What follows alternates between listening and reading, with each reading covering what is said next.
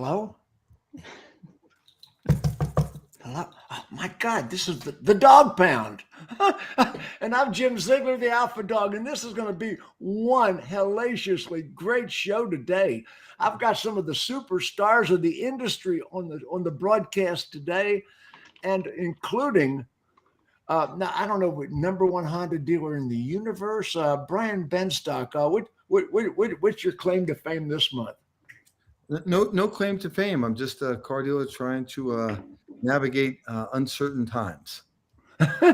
just back from setting Europe on fire, Brian Benstock, a premier thought leader in the business. And speaking of thought leaders, let's go north of the north border. My good friend Jason Harris. Jason, how's Matador doing today? Doing good, Jim. We're automating as many processes as we possibly can for dealers across the country. It's been an absolute blast. Fantastic. I appreciated being on your show. I missed you at Digital Dealer, just waved at you from the distance. We did one of these. We're like, hey. Yeah, we did one of those numbers, you know.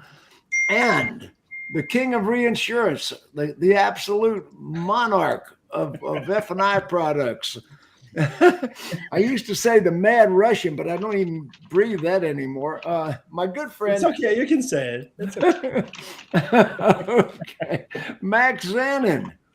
Hey, Jim. Listen, I'm no thought leader. You know, I just hang out with other thought leaders. Well, when I went to Digital Dealer 2 weeks ago, all the wannabes in the world had to get a selfie with me. You know, I hang with Ziegler, you know. Benstock gets the same number. No, and the queen of BDC, one of the most brilliant women in the car business, Bobbie Herron. Hi, kid. Hi, you. Hi, everyone. Oh, you ready to I'm going to get a crown. I'm going to get a crown just because I've always wanted a reason to wear one. And I never felt like I never felt strong enough in my confidence level to be like, you need a crown every day. But I think I'm going to just make that a thing. We all know you have 6 of them in your closet. I've seen it. I do, but I need a new one. You can't wear the same crown twice. No. Come on. And a woman that I have met in the last couple months, and I am super impressed. BDC, what is your title? April Simmons from Horn Group. What's your title? Corporate marketing and internet director. So I kind of oversee all things internet, all things marketing, all things sales, all things whatever else needs to be done. Well, I'll tell you what, you have impressed me no end, and I loved your session at Digital Dealer. You are absolutely brilliant. I'm just glad you're part of the Dawg Pound today.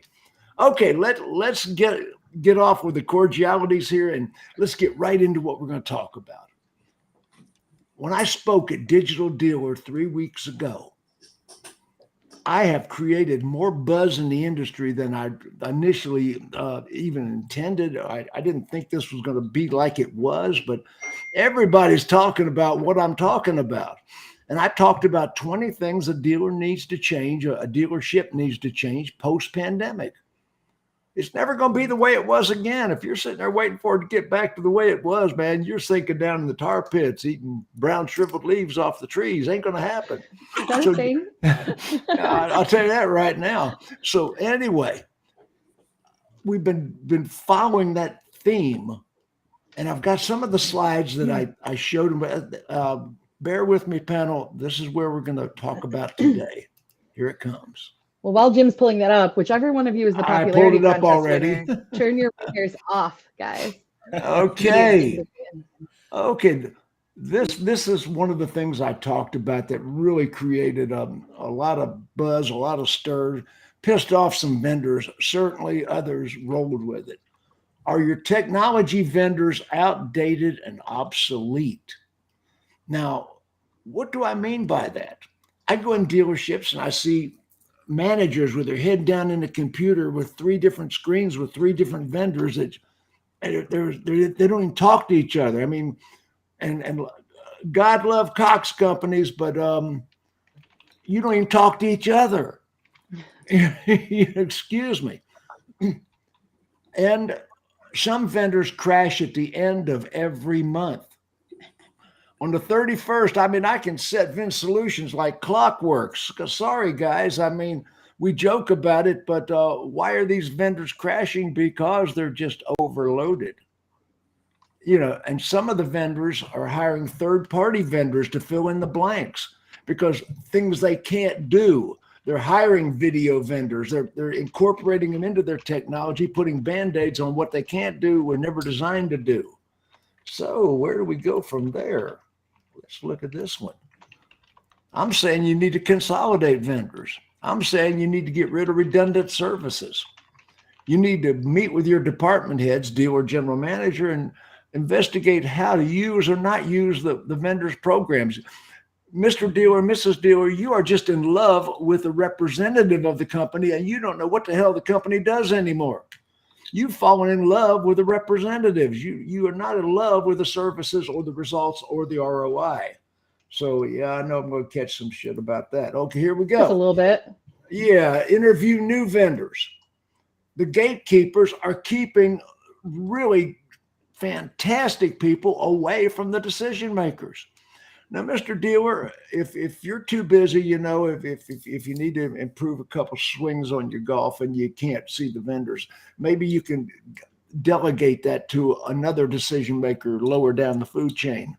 But somebody's got to interview every vendor that calls on you. You got to start looking at the possibilities that the current vendor you're using is not the company for you. Look at everything, schedule demos, talk to your department heads. That's what I'm gonna leave that there. And I want to open that discussion. Jason Harris, what did you get out of everything I just said? Handful of things. Okay, so redundancy. Yes, there are a lot of systems that are redundant. There's a lot of systems that are doing a handful of the exact same thing. So that's a great exercise. I think any dealership out there listening right now does need to go through and audit every single one of their vendors, identify the 3 to 5 core things that vendor is bringing value to them, and make sure that they're not being duplicated elsewhere. That's a great thing. Look, as far as outsourcing, look, here's what happened the last 24 months. You know, dealerships figured out how to cut a lot of expenses, and guess what? So did vendors. Vendors had to maintain profitabilities. We had to cut a lot of expenses too. So you saw a mad rush to outsource a lot of efforts. Now, was that a good thing or a bad thing? I guess it just depends on how well they actually outsourced it. You know, as far as the technology stew, that's what I like to call it. You know, we have a pinch of this, a dash of the CRM, a chunk of that. You know, it's not only has to taste good to us, but it's got to taste good to our customers. So if there's dealers out there watching right now, take a look at those vendors and make sure those vendors have not just your goals at the center of their efforts, but the customers' goals at the center of their efforts. And I know, Brian, that's a big part. Brian's jumping up and down over here. Brian, get in on this. Well, you know, you have to reduce, eliminate, or justify many of every relationship you have with the vendors right now. And I think the challenge, guys, is that and ladies, we have these vendors have disparate objectives. They're all trying to solve for that, you know, online transaction, and each one of them has a little piece of it. Nobody's got it perfected, and we really should be, as dealers, demanding that we have a tool that takes us from cradle to grave and takes into consideration jobs to be done by the consumer. And the jobs to be done by the consumer is not simply buying the car, but it's much more than that. And in fact, those jobs to be done will be enhanced as we enter into and we go from the ICE age to the BEV age, as the jobs to be done is going to also include electrification of the customer's house to prepare for the car. And that's a way that we could potentially enhance. That's new vendors. New vendors are going to come into the market. Yeah, these old guys, I mean, I hate to say this, if these guys don't change, they're going to be eliminated. You know, I think it was Maslow who said, you know, you've got to learn to forget what you've already learned, learn, unlearn, and relearn. And so they've got to see that this game is changing. And frankly, most of the vendors are not even going to where the puck is, let alone to where the puck is going to be. The puck is going to be in a completely different direction. And so if you're working on your digital game now, you missed it. You know, it's a BEV game now, and those are pivot and get ready for that. And the new relationship that we're going to have with the OEM, you may find yourself sadly fitting in perfectly in a world that no longer exists. April, Brian, jump in there. April, come on. Okay, so first and foremost, I believe in cleaning out junk drawers all the time. So I 100% agree with what we're talking about here. But first and foremost, we buy a lot of stuff with vendors that nobody even knows what it is or how it's supposed to even be used. So before you do anything, Wait a second. Wait a second. I did something with a 20 group one time that was hilarious. I was speaking to this 20 group in Lake Tahoe, resort community. And at the beginning of the 20 group, I walked around and I handed maybe 11 dealers out of the group an envelope. And the dealers said, "What is this?" I said, "Open it up." And it was a check from their own company to me, a fake company that I had made up, for $68. I had invoiced all these dealers and they didn't even know what they were paying for. Yep. Jim, Yep. Paul Singer did that many, many years ago. He was at a 20 group. And he telling me, he said, when he came back, he said, and they handed out checks and every dealership there cut a check to the false vendor. And I'm dying. Did I sign the check? Did I sign the check? He said, except for us. I said, oh, thank you. So step one, you need to know what you're signed up for, right? And then you need to get everybody together in your entire organization, from your receptionist to your service advisors to your salespeople to your management staff, everyone together in a room, and then have everybody be a customer. Have them try to schedule a service appointment online. Have them try to buy a car. Have them go through the way they would go through it all. And then once you have all of that, you can start Mystery shop yourself. Yes. Yes. A lot. Mystery shop yourself a lot, to the point where you find the things that are working or the things that maybe would work, but you just had to set it up right. So you need to make a call to the vendor versus maybe cancel the vendor. Then once you figure all that out, you can start cutting what is not working, but you can't inspect what you expect until you know what you got. So that's step one. Before you do anything, you got to do that. Then you can start working on trying to build upon it, make it better. But let's at least get a foundation first. Well, Max, climb in there. Now, you are a vendor. By the way, Jason's a vendor too. I don't want to leave him out. Right. And I want to speak about something that you touched upon about interviewing vendors. This is from my personal experience. The best dealers are always available. They're always available. The worst dealers are never available. Right? Max, when I first started my company, back in 1986, my vision was anyway. When I started my company in 1986, I got underwear older than you. But anyway, when I started my company in 1986, I envisioned that every loser in the world would hire me to get better. I had set some world records. I was well known. It was incredible. Guess who hired me? The heavyweight contenders only. The heavyweight dealers. I was doing business. I mean, the best wanted to get better. The losers wouldn't even see me.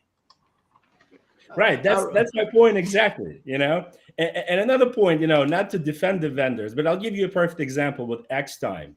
A lot of dealers are signed up for X Time for their video walk around and service, and they just don't do it, but they keep paying for it. So the key for the vendor is just to get an automatic billing. That's all it is. Max, that's actually a really good point. How many vendors out there? I mean, we're talking about trying to bring value to the dealership, but let's be honest with you. How many vendors out there are in business right now with the intent just to sell it to a Cox or a Reynolds for 40, 50, 60 million? Right. Let's just pump as much, MVP product that we can down these people's throats so that we can just ultimately sell it. Rich Ackman just checked in. I got it on the bottom of the screen here. Now, Rich was a 20 group moderator. He's a brilliant man. He was the general manager for the Chop. I don't know if anybody remembers the Chop out in Las Vegas. I was consulting the store. He was the general manager, and we were selling 800 units a month on a 3-acre lot. Well, and he's right. He's Yeah. right. Yeah. There are a ton of brilliant, innovative dealers, and we say this a lot on the show that that's not the only audience that we're talking to. So when we say things like dealers aren't doing this or they're doing this, we're not talking in a general capacity of like, wow, I wanted to everybody's get an that idiot. out. Thank you, Bobbie. Yeah, Richard, you're right. There are a ton of innovative dealers. We have some on the show right now. We do every week, and there are so many more out there that are doing a great job.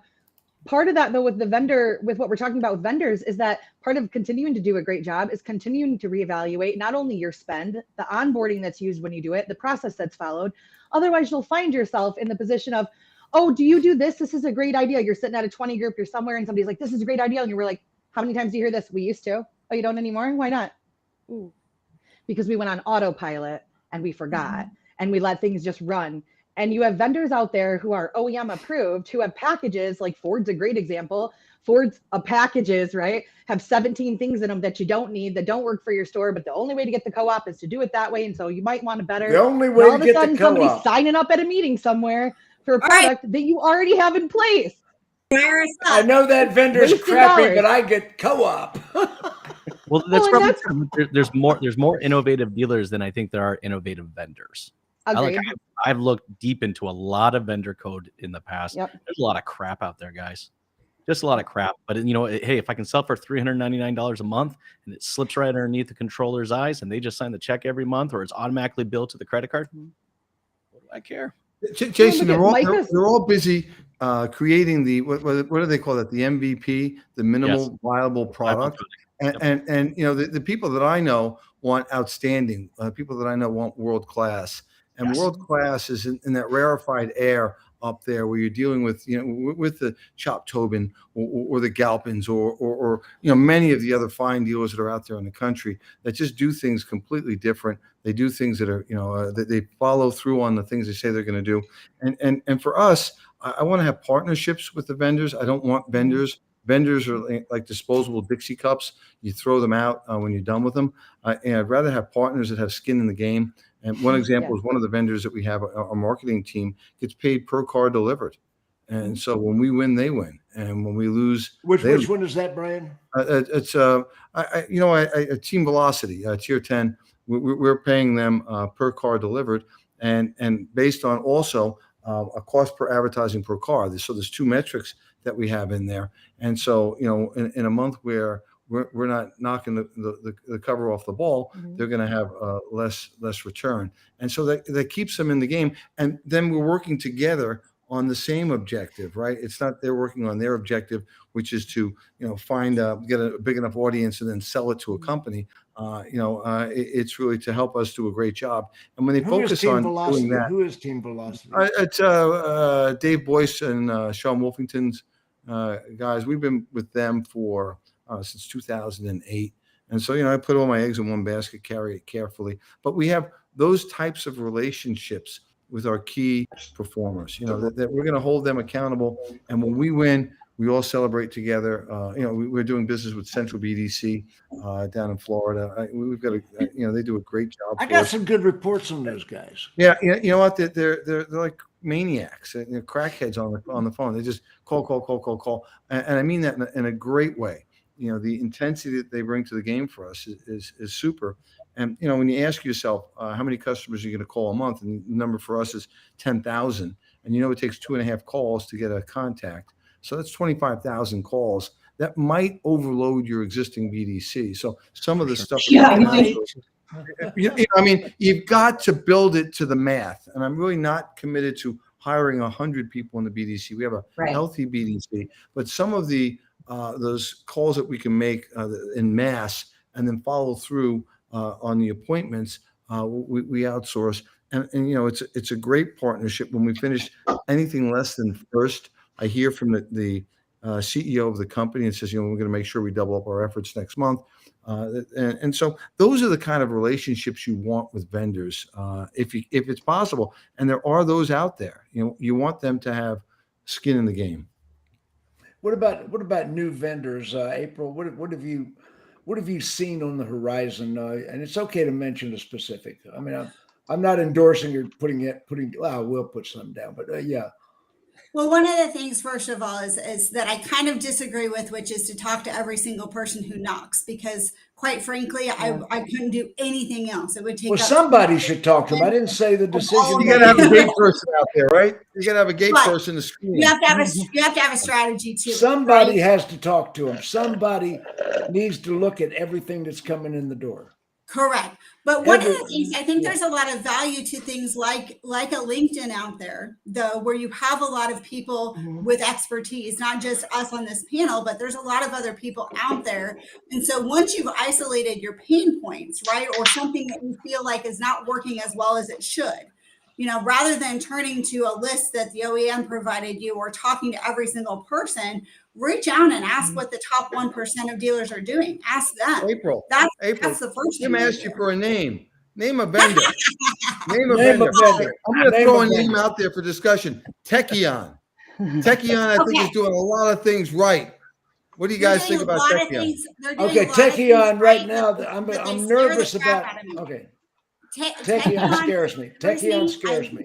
They scare me, and I'm going to tell you why. Anytime a company gets too big too fast, their customer service always goes to crap. And so I have a major concern. I'm kind of one of those people that's going to sit back and watch it and make sure that it actually ends up being as good as they say it is. I've gone through the demos. I like it. I like it a lot. It looks very, very intriguing and exciting, but it looks too good to be true. And one can say that the incumbents already have service like crap. So what do you have to lose? One could say that is not true. One thing about Techion that scares me. The pain One thing of about onboarding. Techion that scares me is that Techion is too cozy with the manufacturers already. Yeah, You boys crack me up. But I'm going to give you a dealer pain point right now that is a big one for that specific one, because we're talking DMS and CRM in this case. And those are so big and so much of a pain point for a group. Once you start talking about, hey, I'm going to put something into 13 dealers and I've got to deal with the personalities of all these different people and all the pain points that come with onboarding something that big, you better make dang sure it's going to work for you before you go jump into that fish fry, because that's a big one. Some of your smaller vendors, I change them like underwear, but some of the other stuff, that big stuff like that, you got to be real careful before you jump. And so I'm real diligent on, I want to go try it in somebody else's store. I've already talked to somebody locally that put it in. I'm going to go try to break their system before I look at trying to put it into mine, on something that big. On little things, I work the OEM system because we have to. I'm not going to throw away free money. So when we talk about co-op dollars, I utilize this system to the best of my ability. So yes, I do. There's certain things where, I have to have certain vendors for those reasons. I hate that. It is my Achilles heel. I think that if you're a top 1% of dealers and you can prove that you've got brains, you should be allowed to spend your money how you want to. But, that's for a different conversation. Some of the vendors, and I'm all over the place. Every single one of my store has a different lineup of vendors. I have 2 Mazda stores that are the closest competitors, and they have different vendors, because I just keep trying until I find an ROI I'm happy with. And then I push them till they increase. So my vendor list is very, very long. It's very, very long. Yeah. Now, I've been very critical of cars.com. Now I know, Brian, you got a relationship with that. Hey, listen, I'm still 50-50 with them. I can go any direction with it. And that's a good point, Jim, because cars.com works in some of my stores, and some of my stores, they're garbage and I have to cancel them. Car Gurus is another one. I've canceled them in half my stores, but in half my stores, they still perform. I believe personally Car Gurus is against the dealer's best interest. Of course they are. So April, you got to choke them out when you say, of course they are, right? Okay, this is a winner take all. We're entering into a position where we're going to be facing off against the OEMs. We've got unprecedented change.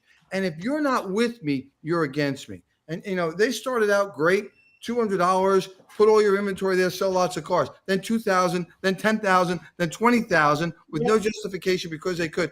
Tell them to kick rocks, and they'll still list your inventory for free. Remember, they aggregate your inventory. Inventory dictates search. So the more of us give them cars, the more we need them. To heck with these guys. I got them out of all but 2 stores at this point.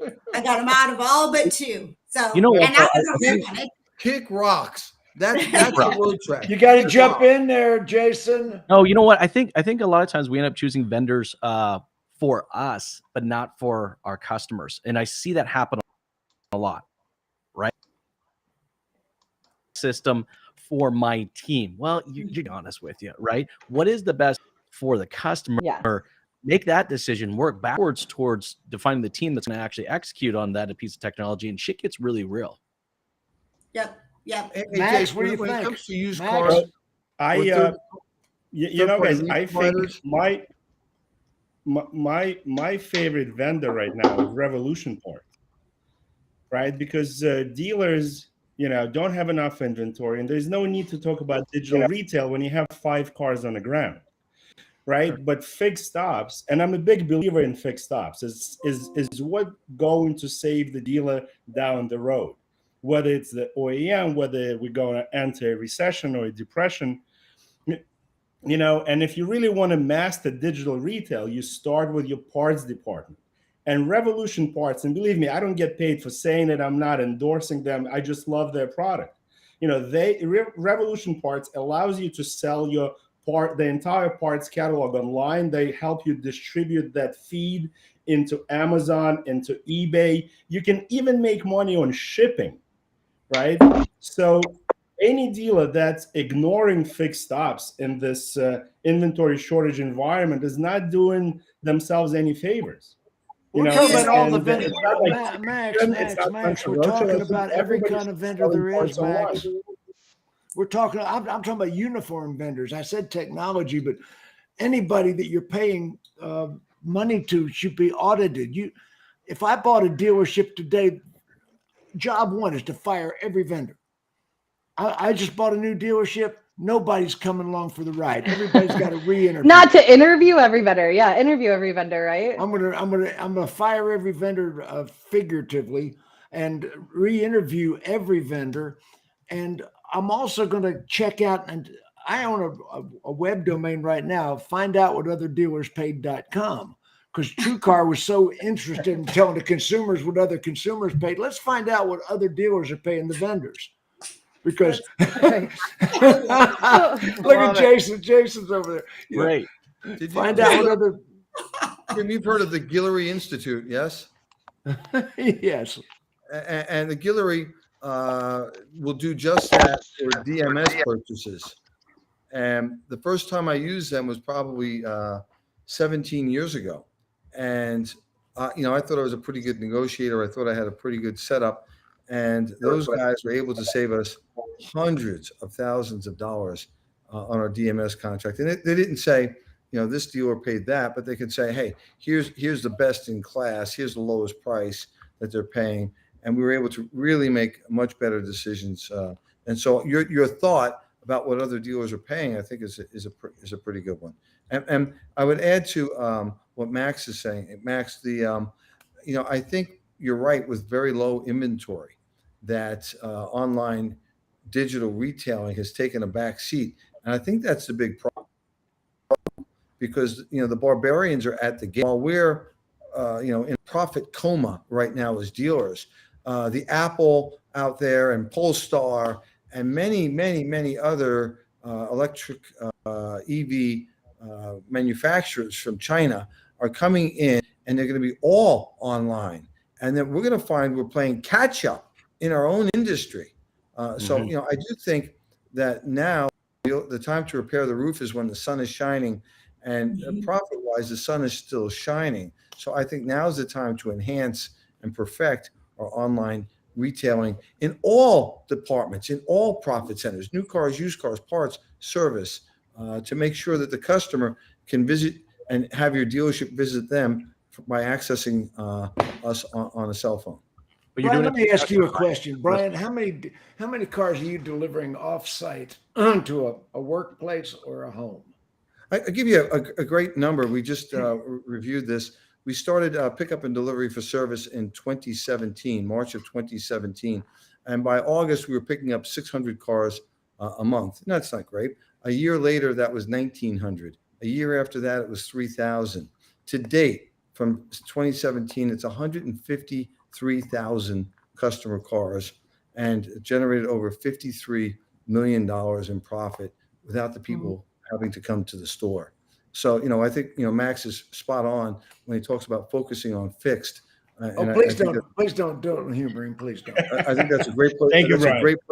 great place to go. But we've got to make sure that we take care of the other end of the house also. And the other end of the house is under attack. So I'm being real quiet. I haven't said barely anything in this 30 minutes because I'm always fascinated by people's opinions on how we do marketing and what we do. And I would tell everybody the same thing, right? Micah comes on and says you need one standardized KPI when it comes to your dealer partners. Well, that's sort of self-serving for Micah, isn't it? Self-serving, but in that, right? Look, I'll give the disclaimer, and I'm going to say what I'm about to say. A dealership can do on their own. You don't need to hire me to do that, right? If you can't figure it out, let me know. But even from running groups for years and years and years in operations and doing marketing, because I get introduced as BDC, but look, I own a marketing company, but we don't have any products. See, we do marketing matchmaking.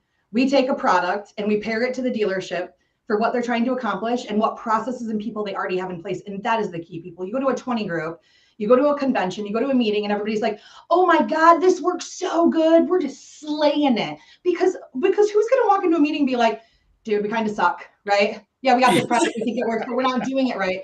So when you go to these conventions and you go to these meetings, hear about the product, but don't determine if it works for your store until you do a full demo of it. And like April said, you don't have time to do all those demos. You really don't. I demo every product that comes out and every vendor that reaches out to me over and over and over again. Bobbie, I never said every decision maker needs to interview the vendors. Somebody needs to interview the vendors. Yeah, I'm not talking about what you said. What I'm saying is, if you're smart in how you're doing this, if you have an April or you have a marketing company that you work with that manages your marketing, they're consistently demoing not just a product they've never heard of, but what is new about it and what's been added in, right? Because you have to consistently know what's going on, but you can't talk to 100 different people. So when you're going to 20 groups and you're going to conventions and you're networking, ask about a product that works and why, and then ask that other dealer what is the biggest failure they experienced during it. And if they can't answer you, they're not involved in their product because everyone has one. Upstart, Prodigy, Darwin, frickin' Tech. I mean, come on. All the digital retail doesn't work yet. Some of them work different for different dealers. Digital retail doesn't work yet. It depends on what your definition of digital retail is. Yeah. So that's where a lot of murky waters come from, is that the definition of digital retail, what you're thinking of it as, which is we're going to sell a car completely online in an Amazon way. That isn't happening anytime in the near future, in my opinion, at least not in my world. Right. But consumer capabilities, we want to make it consumer friendly. That stuff is working, has been working, and most of us consumers are only half buying the car, which I agree with. I think every dealer has to have it. I said in my speech, every dealer needs to have a digital retail vendor. Every dealer needs to have one. There's exceptions. Don't expect it's going to transact online because the consumers aren't ready to transact online yet in mass. It's an elite program. I mean, the manufacturers are so infatuated with Tesla, and they were sort of infatuated with Vroom and Carvana. That sort of went to the crapper, didn't it? But anyway, what are you laughing about over there, Jason? I just love your passion, man. Okay, well, jump in here. When you said customers aren't ready to transact online, digital retail, and I just told you we've done over 150,000 services with customers and generated $53 million, 100% online. So I do think. I'm talking about buying the car now. I'm talking about. Now we could argue that it's just as complicated as arranging a service, but. It's consumers today. COVID has advanced digital retailing by 5 to 10 years. Oh, absolutely. I was in Europe, as you know, And I always think of the Europeans as being behind us and things. And I really got to take a look at tomorrow's newspaper, or actually next year's newspaper. And there's a lot of digital retailing going on. In fact, the OEMs are building it exclusively for digital retailing in Europe. Polestar and other companies are direct to consumer via digital platforms. And that, it can't help but to come over here. Now, at what level will that adaptation take place here? Well, that's going to be up to the consumer. But I think we have to have, and I'll use a terrible example, the Apple example. Apple doesn't care whether you buy it online or buy their product in store. They have a really good transaction either way, an excellent transaction either way. And I think that should be the aim of the dealerships, to be able to conduct business whenever, wherever, and however the consumer wants, from wherever the consumer wants to do it, and make it easy. I admit, Brian, I admit I was sort of poking you there. But that's the thing, right? Who's going to do a great job of transacting online? How do we even know if a customer does want to go through the whole follow through online? Because there's so very many few people even giving them the opportunity to do so. Look, I know that I would buy an entire guys, today. I keep hearing, I'm 41 years old. When I hear my colleagues say this, I believe that we or they are in denial. They want to believe that. And I'm going to tell you this, when Apple comes out with a car, they're going to be selling those cars online and in store. And the consumers are going to be the ones, since it's a brand new product, they'll probably go touch it and feel it. And then once there are a couple on the road, they'll do what the rest of us are doing. They'll buy it right. You buy it right online with 100% confidence that it's the right product for you. Well, and maybe I'm different because I've been in automotive for so long, and a car is a point A to a point B. But I have zero interest in going to the dealership to purchase a vehicle. Absolutely zero. I would buy 100% of it online. I am not the only one who feels this way, and I am not 20 years old living in my parents' basement. Well, the manufacturers are trying. Bobby, I haven't been to a dealership to buy a car in 20 years. I bought a car from a dealer in Texas, and it got shipped to a dealer in Pennsylvania, and then it got shipped to me, and it came out of the box in my driveway. Chris, I gotta do Chris. I don't know Chris. He's probably gonna be pissed at me when I'm done saying that, and this is okay. But that's bullshit. That is exactly what happens in our industry, where we go, you pineapple somebody's house because finance can't have the conversation. Oh my God, my gross just dropped in finance because they can't sell a warranty because they paid cash. Oh wait, what? Yes, true. You absolutely can, because the value of a vehicle is not dictated by what you slide a paper over and say to a customer. How did you buy the car? How do you own the car? How did you handle it? How is it parsed in your market? There's dealers right now that don't even have prices online, and they're still selling cars.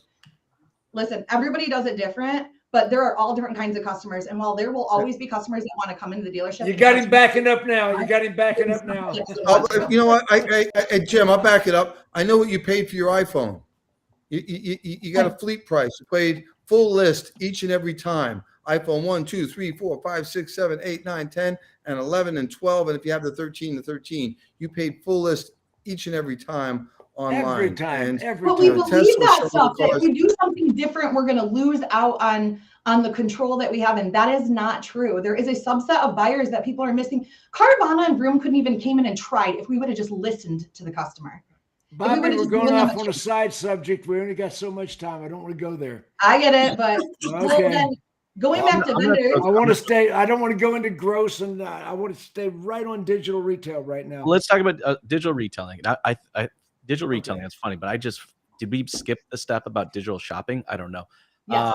It's right. We did, didn't we? Yeah. But I think everybody buys online. I think the decision, that trigger in your brain that makes you go from shopping and researching to buying, that actually happens online. Now, how you decide to actually execute on that decision that you've made to purchase, that can be different. You could decide to do it completely online and skip out the dealership. Maybe you do want to go in and touch it. It's like the Best Buy model. I love buying stuff from Best Buy. Why? Because they give me 3 different ways that I can actually execute the decision I've made to purchase. I could go in, touch it, feel it, smell it, and then, okay, here's my money. I'm good with it. I can take it home, right? I can actually decide to pick it up right at the dealership or right at the store, so I don't have to wait for it, or I can just have it shipped directly to me. But I think the decision to actually make the purchase happens already online. We're just executing that decision within the dealership or not within the dealership. Well, let's talk about the vendors now that do this. Darwin, Upstart, Prodigy is now Upstart. What other ones are out there? Come on, help me out. Roadster. Roadster. Yes. AutoFi. AutoFi. AutoFi, I guess we fall into that. Yeah. Car You know, now. Car now. I don't think Car now is a digital retailer in the same sense that they are. April? Aren't they all? Yeah, I use Car now across the board. I didn't say they weren't good. I just said they don't fit in that same category as the other ones. That's who I use. Yeah, they do. That's who I use for my digital retailing. Really? Jim, I'm going to make a prediction. There's a product that our old friend Chip Perry's working on with A to Z Sync. A to Z Sync. I talked about it in the speech. I'll tell you right now, the technology that is driving that process is fantastic, and it's easily transferred to an online retail platform. They haven't done that yet, but we've got novices at our Acura store taking a transaction from A to Z, producing 17% higher gross at 12% less cost, and cutting the time of transaction down by 2/3. So that's Chip Perry hired me. That's a very easy process to mimic online. Chip Perry hired me, and he and Brian Ali and Natasha flew to Atlanta and spent a day with me putting F&I into their program because that was not their strength at the time. So they paid me $10 grand to spend a day with me just to catch up on their digital. So I'm well familiar with A to Z. And what I like about, I'm not here carrying water for A to Z, but what I like about the concept is its technology that guides the salesperson and the customer through the transaction. So they don't have the online portion of that yet. I'm just saying that a lot of the vendors mentioned here are getting close, right? And it really is not bifurcating or separating finance from the transaction, but being able to do that whole thing. And I liken it to the sport of curling in the Olympics. The job of the dealership is to help that puck, the customer, get down to the designated target, to sweep the friction out of the way. And I think that the truer and the better the product is, the easier the job is going to be for both the customer and for the dealership to get that customer to nirvana, to be able to conclude the transaction. And then what Jason said, I think, is completely valid. The Best Buy model, which is also, I think, the Apple model, is you've just got to make it easy for the customers to decide how they want to take delivery of the vehicle. Now I'm going to bring it. I got to jump in there, Brian, because there's one thing that I've been really, really passionate about as far as my disdain for the digital retailing tools. And what it really boils down to is it's not their fault, but the CRMs. There's no communication between those two. Where you want me to have a conversation with the customer and be fully transparent. We're trying to do that. But the way that it comes into a CRM, it looks like stereo instructions to these sales reps who are trying to read, 19 different leads that came in because customers don't, go A to Z in one linear shopping. And April, I know you have 27 bad duplicates and then a final. That's why I had mentioned, and Techion, and I don't use Techion, but imagine if Jim had Elon Musk on this panel, and imagine if someone asked Elon Musk, "Hey Elon, which DMS do you use, CDK or Reynolds and Reynolds?" It would be a joke. Or if they asked him, "What CRM do you use?" It'd be a joke. Or what if we had Tim Cook here and we asked him the same question? It's a joke because all of those should be housed together, right? That CRM and DMS need to be put together and form what we call an IMS, an intelligence management system. Yeah, what we call a monopoly. Where the intelligence helps us help the customers better. And somehow we haven't gotten there yet. That's because there's one other thing. One other thing. We have to be able to communicate with the customer at the zero moment while they are still on the website.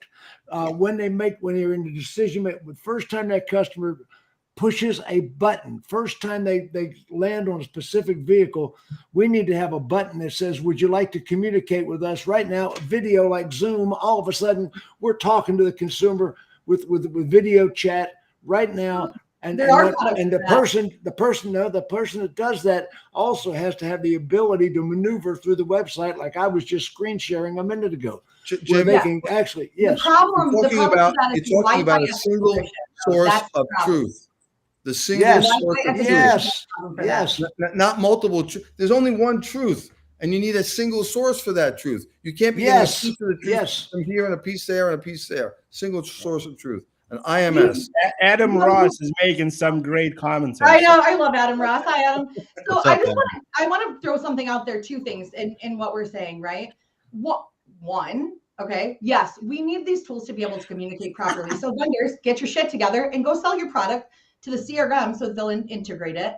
And if not, get your advisory board together to help you. You need a panel of influencers. That's how you get it done. Well, the single source that Brian was just not- talking about, I've been that's not what I'm talking saying. about this for 15 years. The I data mean, would I've be- got this in writing when I did this in speeches 15 years ago, and the industry still hasn't produced it.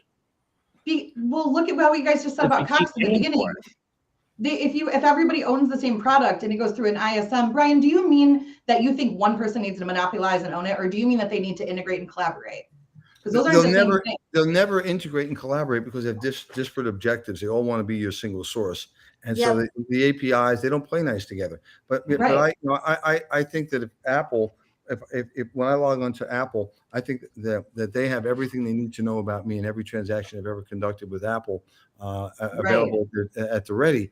And that's not being managed by a person, it's being managed by an intelligence. Honda has over 100 million customers in their database, yet the information seems at the OEM level to be siloed, right? The finance is separate from news, separate from used, separate from parts, separate from service. And so, we want to protect the private information of customers, but shouldn't we know that people that have this do that? And wouldn't that be great every time we're looking at doing a transaction? Oh, I 100% agree with that. I think it's terrifying to think about all of the data from every dealer going to one vendor, though. But can you? Well, it's not. But it's an intelligence. I don't want to call it a vendor. It's an intelligence. And wouldn't it be great if the OEM that we work with, when a customer was in our database or entered into our CRM, they gave us here's the most likely scenario, what you can do to satisfy that customer, whether it be parts, sales, or service. And people like this tend to do that. That information is available, just being able to access it, right? When you change your front brakes, there's for a 2018 Accord, there's an algorithm that determines pretty accurately when you're going to need rear brakes. Shouldn't we have an ability to ping the customer well in advance of that to set up that next appointment, whether that's a year from now, 18 months from now? Should we be using AI efficiently to provide the best experience possible? I want to go back a direction. I want to go back a direction that we're using for other people, but I just want to get one thing out, because I think every time we talk about vendors, you've never gotten one thing out. I haven't finished one sentence of this entire show, not one time actually.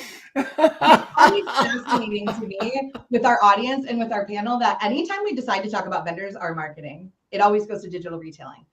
Digital retailing is a conversion tool, not a marketing tool.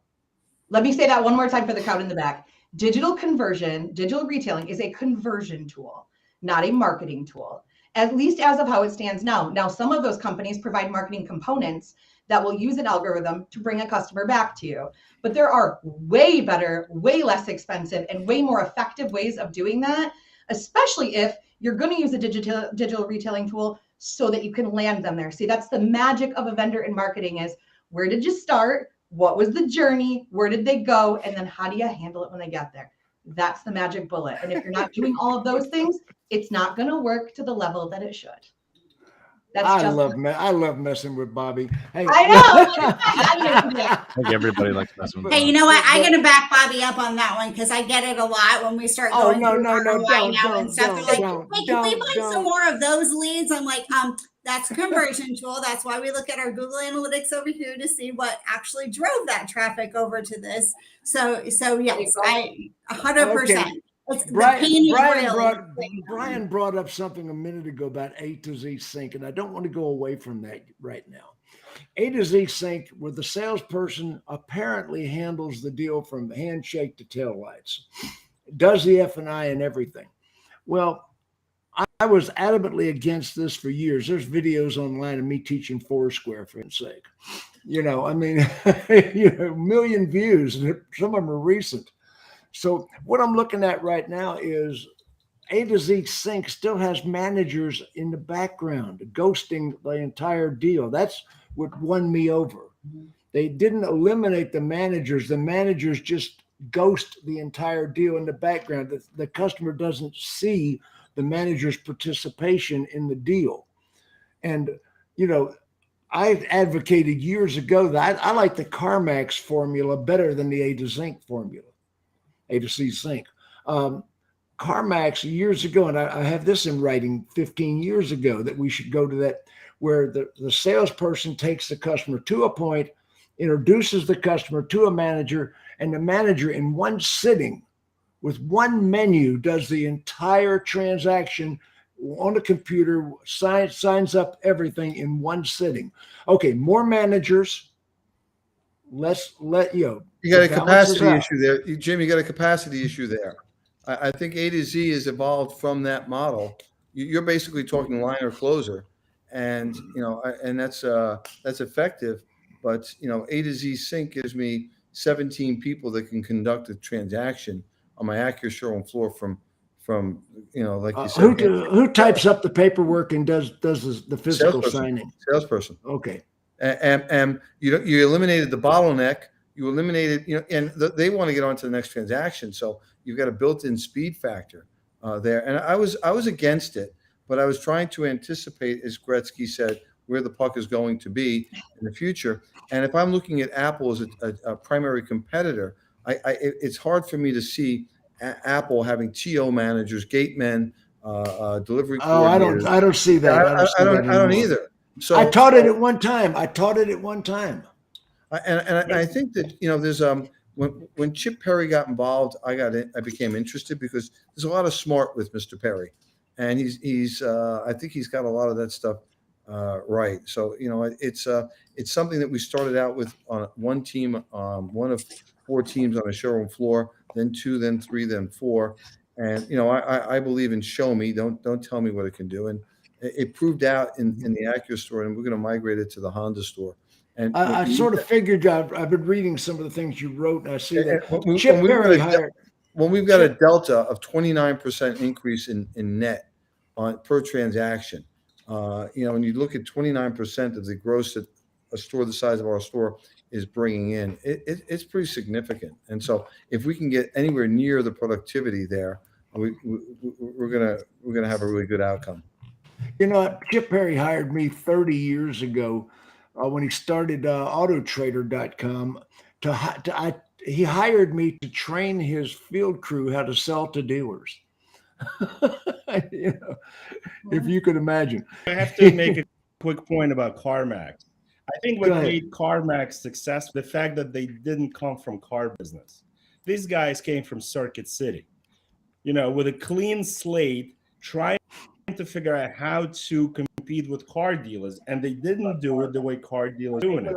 And I think Brian's point, dealers that are in denial about digital retail, will pay the price, right? Who's reverbing there? Not me. So all I'm saying is that maybe we have to look at it from a car dealership perspective and look at it from a digital retail perspective, because consumers are digitally consuming everything, right? They don't differentiate between cars and toilet paper, right? It's convenience and transparency. That's what makes them, press buy. You've got to leave. Max, you're so right. You're so right, because the incumbents are, we're stuck with our ways of doing it. And how many people have told me, well, you're not going to be able to get the F&I numbers, with one person handling it. And we're not getting the F&I numbers. We're getting better F&I numbers, and our F&I numbers are, statistically. You're welcome. Pretty strong. Well, yeah, you built it right. And Natasha, well, there's a lot of smart with that young lady. A lot of smart, Natasha. And like I said, they hired me as a consultant to help them, and they were already strong. They got stronger. Connor, the average consumer will not remember the salesperson, because the salesperson will likely not even pick up the phone to thank them for their purchase. And that's the truth. Okay. Let's talk about what other vendors have we not talked about. CRM. I mean, customer relationship management. I mean, that is supposed to be what it does. It April, implies jump that in you there. have a relationship already built. That's the problem. It implies that there's a transaction or relationship already built. I mean, the system is flawed right from the gate because we're not using it that way. You know, we're using it to create the relationship, but the system's designed to manage the relationship. The relationship doesn't exist. How many times have I told a salesperson at the sales desk in the old days? How many times have I told a salesperson, why did we hire you? Because we suspected you had a personality. Get in there and use it. Excuse me. It's hard to label a vendor that's really good because so many of them are really good with different types of dealerships. So many of them do really well with a hybrid process or a sales process. But most of the time when, in my experience, and I've been doing marketing as a dealer for a long time, in my experience, the majority of the time when a product fails, it's not typically the technology. It's the onboarding, the process, or the people, the training, the things that have happened. Yes, there are failure points in these products, but not every product is made for everybody. Some markets do better on Car Gurus Anonymous than they do on regular Car Gurus. Some markets do better with a digital conversion tool and true merchandising than other ones are going to with a spin car tool. So it's why it's easy for us to talk about vendors that we don't like instead of ones that we do. I would say universally. No, I said I was looking for both sides of that story. Well, I would easily say that for SEO, my number one vendor, my go-to vendor is SearchLab with Gifford. I do not typically name a vendor that I think is going to universally be great for everybody, but they are definitely one of them. It is impressive. The product works. The team is small for customer service. So when you have a problem, it's handled quickly and identified. And that's the experience that I've had with them.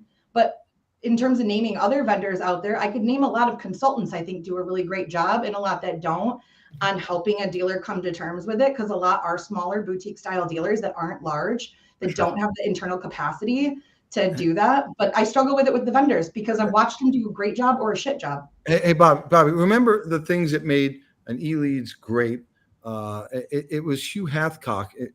In my opinion, if I picked up the phone, Hugh took care of the problem. We got in his plane and came here. Sean Wolfington in the early days of BZ, and then later on with Tier 10.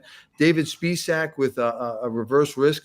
David flew out here, made sure that my team had immersion in the product, that we knew it, that we were, that our fingerprints were all over. I like Hathcock's new programs with the window stickers. But the damn guy, right? He parachuted out with a hell of a lot of money. And he still got that passion, right, to have his hands on what he's doing. I got mad respect for a guy like that. His last year, before he sold eLeads, he was at the booth working like he was a first-year salesman, working with customers and working in the booth. And I remember saying to a colleague of mine, I go, look at that son of a gun. He doesn't need the money. And he was working his tail off. And those relationships are key to, especially when you're building something. I mean, but he was done building it. It was built, and I felt that was really. I didn't feel like I had a vendor. I felt like I had somebody that, hey, he's going to solve my problems and make my job easier. And then, of course, CDK, which is where technology goes to die, has taken over, and there's no passion behind it. Yes, that is a graveyard for technology. Yeah. Well, I mean, VIN was the same way in the beginning, right? And we're going to run out of time, so I won't go into my VIN rant, but it was the same way. When Stapleton VIN was incredible in the beginning. And Mo Zahavi was there. That was the relationship. That's because we bought technology that tastes good to us, not necessarily tastes good to our clients. That's right. So I think once the technology, we need a sticker that says that. We need a sticker case. Okay, as we wind down this has been an incredible broadcast. It's too bad we haven't got another hour, but we don't. So anyway, Jason Harris from Matador in Canada. My God, awesome. What part of Canada are you in, big guy? Toronto. Yeah, you're not really Canada. That's somewhat civilized up there. You're in North Detroit. North Detroit. I mean, I've been trying to get the government to invade Canada for years. We need to take over. Who wants it? Canada's our safe place up here. We go there to stay out of trouble. So I try to explain to people in the U.S. that there's equally as many dealerships in Texas. There is this country of Canada. They just don't quite understand that one. I Yeah, love but the way there's- Canada there's works no in their people up dealerships. there. It's so different. Brian Benstock, thank you for being on this broadcast. It was Great a to be heck with of, you guys. it Good was a seeing heck of a everybody. lot Max, of fun. I'm going to continue following you on Instagram for your politically incorrect but absolutely spot on posts in your stories. Thank you. Love it. Oh my gosh. And of course, April, I've been calling you April Horn lately. I just, It's all right. April, I That's think her my maiden branding's name. working. April Simmons from Horn. Thank you for being here today.